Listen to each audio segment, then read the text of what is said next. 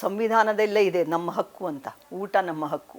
ಅದು ಬರೀ ಮನೋರಂಜನೆಗಷ್ಟೇ ಅಲ್ಲ, ಊಟ ಮಾಡೋಕ್ಕಷ್ಟೇ ಅಲ್ಲ, ಅಲ್ಲಿ ಎಲ್ಲ ರೀತಿಯ ಚರ್ಚೆನೂ ಆಗ್ತವೆ. ಸಸ್ಯಾಹಾರ ಮಾಂಸಾಹಾರ ನಮ್ಮ ಹಕ್ಕು. ಅವ್ರು ಮಾಡದೇ ಇರೋದು ತಪ್ಪು ಅಂತಲೂ ಹೇಳಲ್ಲ. ಅವರು ಯಾವುದೋ ಬಲವಾದ ಕಾರಣ ಸರಿಯಾಗಿಟ್ಟರೆ, ಇಂಥ ಕಾರಣಕ್ಕಾಗಿ ಮಾಡೋಕ್ಕಾಗಲ್ಲ ಅಂದರೆ ಓಕೆ. ಕರ್ನಾಟಕ ಅನ್ನೋದು ಕನ್ನಡಿಗರದ್ದು. ಈ ಕನ್ನಡದ ಮನೆಯಲ್ಲಿ ನಾವಿರೋರು ಎಲ್ಲರೂ ಕೂಡ ಕನ್ನಡಿಗರೇ. ಇಲ್ಲಿ ಯಾವುದೇ ಜಾತಿ ಮೇಲು ಕೀಳು ಅನ್ನುವಂಥದ್ದಿಲ್ಲ. ಅಲ್ಲಿ ಸಮಾವೇಶದಲ್ಲಿ ರುಚಿಕರವಾದ ಊಟ ಬೇಕು ಅಂತ ಬಯಸೋದಂತೂ ಸಹಜ. ಆದರೆ ಕೇವಲ ಮಾಂಸಾಹಾರ ಮಾಡಲಿಲ್ಲ ಅನ್ನೋದಕ್ಕೆ ಬೇರೆ ಸಮ್ಮೇಳನ ಮಾಡೋದಂದರೆ ಅದು ಬಹಳ ತಪ್ಪಾಗತ್ತದು. ಈಗ ಮೊದಲು ಈ ಕನ್ನಡ ಸಾಹಿತ್ಯ ಸಮ್ಮೇಳನ ಪ್ರಾರಂಭ ಆಗಿದ್ದು 1915ರಲ್ಲಿ ಪ್ರಥಮವಾದಂಥ ಸಮ್ಮೇಳನ. ಅದೇ ರೀತಿಯಲ್ಲಿ ಆಮೇಲೆ ಎಲ್ಲ ಆಗ್ತಾ ಬಂತು. ಮಂಡ್ಯದಲ್ಲಿ ಇದು 3ನೇದು. 1974ರಲ್ಲಿ ನಮ್ಮ ಮಂಡ್ಯದಲ್ಲಿ ನಡೆದಂಥದ್ದು ಜಯದೇವಿ ತಾಯಿ ಲಿಗಾಡೆಯವರು ಆಗಿದ್ದಾರೆ ಅಧ್ಯಕ್ಷರು. ಆಮೇಲೆ ಚದುರಂಗ ಅವರಾಗಿದ್ದಾರೆ. 1994ರಲ್ಲಿ ಚದುರಂಗ ಅವರಾದರು. ಈಗ ನಮ್ಮ ಗೋರು ಚನ್ನಬಸಪ್ಪರಾಗಿದ್ದಾರೆ. ಇವರೆಲ್ಲರೂ ಕೂಡ ಮಾಂಸಾಹಾರಿಗಳಲ್ಲ ಅಂತನ್ಸುತ್ತೆ. ಅಧ್ಯಕ್ಷರುಗಳು ಮಾಂಸಾಹಾರಿಗಳಿದ್ದರೆ ಅವರು ಮಾಡಿದರೆ ಮಾಡ್ಬೋದು ಅಂತ ಹೇಳ್ತಾರೇನೋ, ನಾನು ಗಮನಿಸಿಲ್ಲ. ಹಿಂದೆ ಆದಂಥ ಸಮ್ಮೇಳನಗಳಲ್ಲಿ ಮಾಂಸಾಹಾರ ಮಾಡಿದ್ದು ನನಗೆ ನೆನಪಿಲ್ಲ. ನಾನು ಬಹಳಷ್ಟು ಸಮ್ಮೇಳನಗಳಲ್ಲಿ ಭಾಗವಹಿಸಿದ್ದೀನಿ. ಅದು ಮಾಡಿದರೂ ತಪ್ಪಿಲ್ಲ, ಯಾಕೆಂದರೆ ಸಸ್ಯಾಹಾರ ಮಾಂಸಾಹಾರ ನಮ್ಮ ಹಕ್ಕು. ಆದರೆ ಈ ಸಮ್ಮೇಳನಗಳಲ್ಲಿ ಮಾಡಲೇಬೇಕು ಅಂತ ಯಾವ ಒಂದು ನಿಯಮನೂ ಇಲ್ಲ. ನನಗೇನು ಮಾಡಲೇಬೇಕಾಗಿತ್ತು ಅಂತ ನಾನು ಎಂದೂ ಹೇಳಲ್ಲ. ಮಾಡಿದರೆ ಓಕೆ, ಮಾಡಲಿಲ್ಲ ಅಂದರೂ ನಡೀತದೆ. ಅದೊಂದು ವರ್ಗದವರ ಇದಾಗಿ ನಾವು ಪರಿಭಾವಿಸಬಾರ್ದು ಅದನ್ನ. ಇದು ಕನ್ನಡಿಗರ ಮನೆ. ಕರ್ನಾಟಕ ಅನ್ನೋದು ಕನ್ನಡಿಗರದ್ದು. ಈ ಕನ್ನಡದ ಮನೆಯಲ್ಲಿ ನಾವಿರೋರು ಎಲ್ಲರೂ ಕೂಡ ಕನ್ನಡಿಗರೇ. ಇಲ್ಲಿ ಯಾವುದೇ ಜಾತಿ ಮೇಲು ಕೀಳು ಅನ್ನುವಂಥದ್ದಿಲ್ಲ. ಪ್ರತಿಯೊಬ್ಬರು ಈ ಕನ್ನಡಿಗರು ಇದರಲ್ಲಿ ಭಾಗವಹಿಸೋದು, ಮತ್ತು ಬಹಳ ಪ್ರೀತಿಯಿಂದ ನಾವು ಕನ್ನಡದ ಚರಿತ್ರೆ, ಇತಿಹಾಸ, ಆ ಭಾಗದ ಎಲ್ಲ ನೋವು ನಲಿವುಗಳನ್ನು ಚರ್ಚೆ ಮಾಡುವಂಥ ಒಂದು ಸಂದರ್ಭ ಇದು. ಆಹಾರಕ್ಕೂ ಕೂಡ ಬೆಲೆ ಕೊಡಬೇಕು, ಆದರೆ ಆಹಾರಕ್ಕಿಂತಲೂ ಹೆಚ್ಚಾಗಿ ಮೆದುಳಿಗೆ, ನಮ್ಮ ಜ್ಞಾನಕ್ಕೆ ಅಲ್ಲಿ ಜಾಗ ಇರಬೇಕು. ಆ 3 ದಿವಸ ನಡೆಯುವಂಥ ಆ ಸುಂದರವಾದಂಥ ಹಬ್ಬ ಇದೆಯಲ್ಲ, ಅದು ಬರೀ ಮನೋರಂಜನೆಗಷ್ಟೇ ಅಲ್ಲ, ಊಟ ಮಾಡೋಕ್ಕಷ್ಟೇ ಅಲ್ಲ, ಅಲ್ಲಿ ಎಲ್ಲ ರೀತಿಯ ಚರ್ಚೆನೂ ಆಗ್ತವೆ. ಅಲ್ಲಿ ರಾಜಕಾರಣದ ಬಗ್ಗೆ ಇದೆ, ಅಲ್ಲಿ ರೈತರ ಬಗ್ಗೆ ಇದೆ, ಅಲ್ಲಿ ಮಹಿಳೆಯರ ಬಗ್ಗೆ ಇದೆ, ಪುರುಷರ ಬಗ್ಗೆ ಇದೆ, ಪ್ರಾಚೀನ ಮತ್ತು ಅವಾರ್ಚೀನ, ಇತ್ತೀಚೆಗೆ ನಡ್ತಿರುವಂಥ ವರ್ತಮಾನ ಕಾಲದ್ದು, ಪಾಶ್ಚಾತ್ಯ ಸಂಸ್ಕೃತಿ, ಇಂದಿನ ಸಂಸ್ಕೃತಿ, ಭಾಷೆ ಹೇಗೆ ಆಗ್ತಾಯಿದೆ, ಭಾಷೆಯ ಬೆಳವಣಿಗೆ ಹೇಗಾಗ್ತಾ ಇದೆ, ಕನ್ನಡಕ್ಕೆ ಸೋಲು ಉಂಟಾಗ್ತಾ ಇದೆಯಾ, ಯಾವುದೋ ಭಾಷೆ ನಮ್ಮ ಮೇಲೆ ದಬ್ಬಾಳಿಕೆ ಮಾಡ್ತಾ ಇದೆಯಾ, ಅಥವಾ ಪರಕೀಯರು ಬಂದು ಕರ್ನಾಟಕದಲ್ಲಿ ನಮ್ಮ ಮೇಲೆ ಒತ್ತಡ ಹೇರಿ ನಮ್ಮನ್ನು ದಮನ ಮಾಡ್ತಾ ಇದ್ದಾರಾ, ಹಿಂದಿ ಭಾಷೆ ನಮ್ಮ ಮೇಲೆ ಇರ್ತಾ ಇದೆ. ಇಂಥ ಭಾಳಷ್ಟು ವಿಷಯಗಳಿರೋದ್ರಿಂದ ಇದು ಆಹಾರದ ವಿಷಯ ಬಹಳ ಪ್ರಮುಖವಾಗಿ ಆಗಬಾರ್ದು ಅಂತ ನಾನು ಅವ್ರು ಬೇಕು ಅನ್ನೋದು ತಪ್ಪೇನಲ್ಲ, ಸರಿಯೇ. ಅದು ಅವ್ರು ಇಷ್ಟಪಟ್ಟರೆ ಆಗ್ಬಹುದು. ಇಲ್ಲ, ಯಾವುದಾದ್ರೂ ಒಂದು ಸರಿಯಾದ ಒಂದು ಕಾರಣ ಹೇಳಿ ಅದನ್ನು ಇಂಥ ಕಾರಣಕ್ಕಾಗಿ ನಾವು ಮಾಡೋಕ್ಕಾಗಲ್ಲ ಅಂತ ಸಂಘಟಕರು, ಅಧ್ಯಕ್ಷರು, ಏನು ಪರಿಷತ್ತಿನ ರಾಜ್ಯಾಧ್ಯಕ್ಷರಿದ್ದಾರೆ ಅವರುಗಳು ಮತ್ತು ಸರ್ಕಾರನೂ ಸೇರಿ, ಇದು ಸರ್ಕಾರದ ಮೇಲೂ ಹೆಚ್ಚು ಹೊಣೆಗಾರಿಕೆ ಇದೆ, ಅದೇ ಹಣ ಖರ್ಚು ಮಾಡೋದು. ಹಾಗಾಗಿ ಅವ್ರದ್ದೆಲ್ಲ ಒಂದು ಕಮಿಟಿಯಲ್ಲಿ ಅದು ತೀರ್ಮಾನ ಆದರೆ ಒಳ್ಳೆಯದು. ಅದನ್ನು ಏನು ಮೀಟಿಂಗ್ ಮಾಡಿದ್ರು ಮೊನ್ನೆ, ಆವಾಗ ಆಹಾರ ಏನೇನು ಮಾಡಬೇಕು, ಬೆಳಿಗ್ಗೆ ನಾಷ್ಟಕ್ಕೇನು, ಮಧ್ಯಾಹ್ನ ಊಟಕ್ಕೇನು, ರಾತ್ರಿ ಊಟಕ್ಕೇನು, ಸ್ನ್ಯಾಕ್ಸ್ ಏನಿರಬೇಕು, ಅವೆಲ್ಲ ಕೂಡ ಮೊದಲೇ ಚರ್ಚೆ ಮಾಡಿರ್ತಾರೆ. ಅಂಥ ಸಂದರ್ಭದಲ್ಲಿ ಅದನ್ನು ಮಾಂಸಾಹಾರ ಯಾವತ್ತಾರು ಒಂದಿನ ಇಡಬಹುದಾ ಅನ್ನೋದನ್ನು ಅವ್ರು ತೀರ್ಮಾನ ಮಾಡ್ಬೋದಾಗಿತ್ತು. ಅದು ಗೊತ್ತಾಗಿಲ್ಲ ನಮ್ಗೆ, ಯಾಕೆಂದರೆ ನಾನು ಸಭೆಯಲ್ಲಿ ಹೋಗಿಲ್ಲ. ಇವ್ರು ಕೇಳೋದು ತಪ್ಪು ಅಂತ ಮಾತ್ರ ನಾನು ಖಂಡಿತ ಹೇಳಲ್ಲ.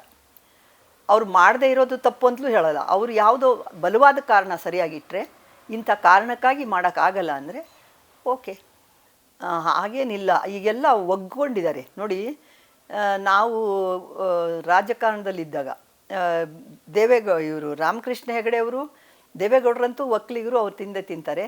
ಜೆ.ಎಚ್. ಪಟೇಲ್ ಮತ್ತು ರಾಮಕೃಷ್ಣ ಹೆಗಡೆ ಅವರೆಲ್ಲ ಲೈನ್ನಲ್ಲಿ ಮೊದಲೇ ನಿಂತ್ಕೊಳ್ಳೋರು, ತಟ್ಟೆ ಹಿಡ್ಕೊಂಡು ನಮ್ಮ ಥರನೇ. ಅವ್ರಿಗೆ ಸಪ್ರೇಟ್ ಕೊಡ್ತಿರ್ಲಿಲ್ಲ, ನಾವು ಯಾವ ದೊಡ್ಡಸ್ಗೂ ತೋರಿಸ್ತಿರ್ಲಿಲ್ಲ. ಅವರು ನಾವು ಭಾಳ ಗ್ರೇಟು, ನಮಗೆ ಕೂತ ಜಾಗದಲ್ಲಿ ತಂದು ಕೊಡಿ ಅಂತಿರಲಿಲ್ಲ. ಅವರು ಕ್ಯೂನಲ್ಲಿ ನಿಂತ್ಕೊಂಡು ಫಸ್ಟ್ ಅವರೇ ಹಾಕಿಸ್ಕೊಳ್ಳೋರು. 2-3 ಪೀಸ್ ಹಾಕಿರೆ, ನಾ ಹಾಕಯ್ಯ ಇನ್ನೊಂದೆರಡು ಪೀಸು ಅಂತ ಹೇಳೋರು ಜೆ.ಎಚ್. ಪಟೇಲ್. ಹಾಗೆ ಅವರು ಜಾತೀಯತೆ ಅಂಥದ್ದೇನಿರಲಿಲ್ಲ, ಮಾಂಸಾಹಾರ ಸಸ್ಯಾಹಾರ ಸಮ ಅಂತ ಅವ್ರು ಭಾವಿಸ್ತಾ ಇದ್ದರು. ಆ ರೀತಿಯ ರಾಜಕಾರಣ ಇದ್ದಾಗ ಈಗಲೂ ಕೂಡ ಅಭ್ಯಾಸ ಮಾಡ್ಕೊಂಡಿರೋರು ಬೇರೆ, ಮೂಲತಃ ಮಾಂಸಾಹಾರಿಗಳು ಬೇರೆ. ಈ ಮೂಲತಃ ಮಾಂಸಾಹಾರಿಗಳು ಇದಕ್ಕೆ ನಾವು ಮಾಡಬೇಕು, ಅದು ನಮ್ಮ ಆಹಾರ ಕೂಡ, ಆದ್ದರಿಂದ ನಮಗೆ ಅದು ಬೇಕು ಅಂತ ಇವ್ರು ಹೇಳ್ತಾರೆ. ಆದರೆ ಅವ್ರು ಬರೋದಿಲ್ಲ ಅಂತ ಅವ್ರೇನು ಹೇಳಲ್ಲ, ಅವ್ರ ಪಾಡಿಗೆ ಅವ್ರು ಊಟ ಮಾಡ್ತಾರೆ. ನನಗನ್ಸೋ ಮಟ್ಟಿಗೆ ಅಂಥ ಮಡಿವಂತರು ಈಗಿಲ್ಲ. ಈ 21ನೇ ಶತಮಾನದಲ್ಲಿ ಅಷ್ಟೊಂದು ಮಡಿವಂತಿಕೆ ತೋರ್ಸೋಕ್ಕಾಗಲ್ಲ. ಯಾಕೆಂದರೆ ಸಂವಿಧಾನದಲ್ಲೇ ಇದೆ ನಮ್ಮ ಹಕ್ಕು ಅಂತ, ಊಟ ನಮ್ಮ ಹಕ್ಕು. ಹಾಗಿರೋದ್ರಿಂದ ಅವರು ಮಾಂಸಾಹಾರ ಮಾಡ್ತಾರೆ ಅದಕ್ಕೆ ನಾವು ಬರಲ್ಲ ಅಂದರೆ ಅದು ಸರಿಯಲ್ಲ. ಅದು ಆ ಥರ ಹೇಳೋರು ಬರದೇ ಇದ್ದರೆ ಬಿಡಪ್ಪ ಅನ್ಬೇಕಾಗ್ತದೆ. ಆದ್ದರಿಂದ ಅವರಿಗೋಸ್ಕರ ಹೆದರ್ಕೊಂಡು ಇವರು ಅದು ಮಾಡಲ್ಲ ಅನ್ನೋಕ್ಕಾಗಲ್ಲ. ಬೇರೆ ಕಾರಣಗಳಿರಬಹುದು. ಇಲ್ಲ, ಆ ಥರ ಮಾಡೋ ಸರಿಯಲ್ಲ. ಪ್ರಗತಿಪರರು ಅಂದ ಕೂಡಲೇ ಮಾಂಸಾಹಾರಿಗಳೇ ಇರ್ತಾರೆ, ಅವರು ಕುಡಿಯೋರೇ ಇರ್ತಾರೆ ಅನ್ನೋದು ಭಾಳ ತಪ್ಪಾಗತ್ತೆ. ಅದು 1-2-3 ದಿನ ಇಲ್ಲಿರು ಏನೂ ಕೂಡ ನಷ್ಟ ಏನಿಲ್ಲ. ಅಲ್ಲಿ ಸಮಾವೇಶದಲ್ಲಿ ರುಚಿಕರವಾದ ಊಟ ಬೇಕು ಅಂತ ಬಯಸೋದಂತೂ ಸಹಜ.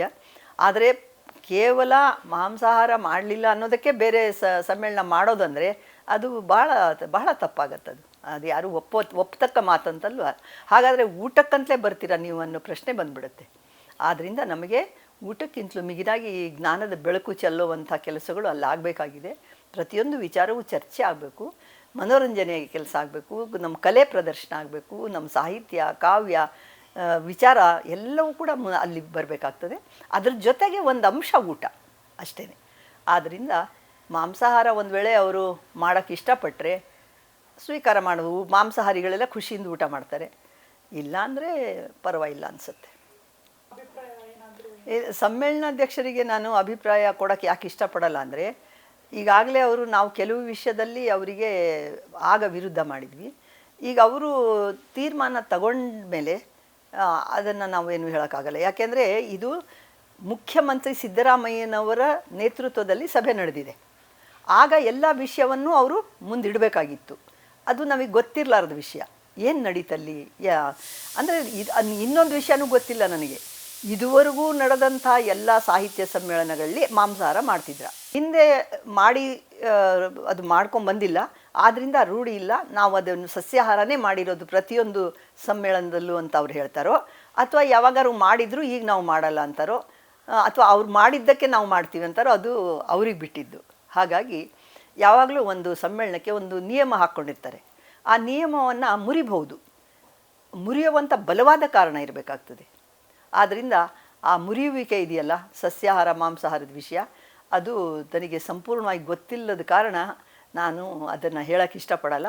ಆದರೆ ನನಗೆ ಅನಿಸುತ್ತೆ ಮಾಂಸಾಹಾರ ಇಲ್ಲದೇನೂ ಕೂಡ ಒಳ್ಳೆ ರೀತಿಯಲ್ಲಿ ಕಾರ್ಯಕ್ರಮವನ್ನು ಮಾಡ್ಬೋದು. 3 ದಿವಸನೂ ಕೂಡ ಅಚ್ಚುಕಟ್ಟಾಗಿ ಮತ್ತು ಎಲ್ಲರಿಗೂ ಮನಮುಟ್ಟೋ ಹಾಗೆ ಯಾವುದೋ ಒಂದು ಜ್ಞಾನದ ಬೆಳಕು ಆ ಸಮಾವೇಶ ಒಂದು ಸಂದೇಶವನ್ನು ಕೊಡೋ ರೀತಿಯಲ್ಲಿ ಮಾಡಿದರೆ ಬಹಳ ಸಂತೋಷ. ನಮ್ಮ ಕಾರ್ಯಕ್ರಮಗಳನ್ನ ನೀವು ನೋಡ್ತಾ ಇದ್ರೆ ನಮ್ಮ ಚಾನೆಲ್ ಅನ್ನ ಸಬ್ಸ್ಕ್ರೈಬ್ ಮಾಡಿ, ಪಕ್ಕದ ಬೆಲ್ ಐಕನ್ ಒತ್ತಿ ನಮ್ಮನ್ನ ಬೆಂಬಲಿಸಿ. ಹಾಗೆ ನಮ್ಮ ಕಾರ್ಯಕ್ರಮಗಳನ್ನ ಲೈಕ್ ಮಾಡಿ, ಕಮೆಂಟ್ ಮಾಡಿ, ಅದನ್ನ ಬೇರೆಯವರಿಗೂ ವಾಟ್ಸ್ಆಪ್ ಮೂಲಕ ಶೇರ್ ಮಾಡಿ. ನೀವು ಹೀಗೆ ಮಾಡಿದಾಗ ನಮ್ಮ ಚಾನೆಲ್ ಇನ್ನಷ್ಟು ಮತ್ತಷ್ಟು ಜನರಿಗೆ ತಲುಪಲು ನೀವು ನಮ್ಮೊಂದಿಗೆ ಸಹಕರಿಸಿದ ಹಾಗಾಗುತ್ತೆ. ಇದು ನೀವು ಯಾವುದೇ ಖರ್ಚಿಲ್ಲದೆ ಕೆಲವೇ ಸೆಕೆಂಡುಗಳಲ್ಲಿ ನೀಡಬಹುದಾದ ಸಹಕಾರ. ಧನ್ಯವಾದಗಳು.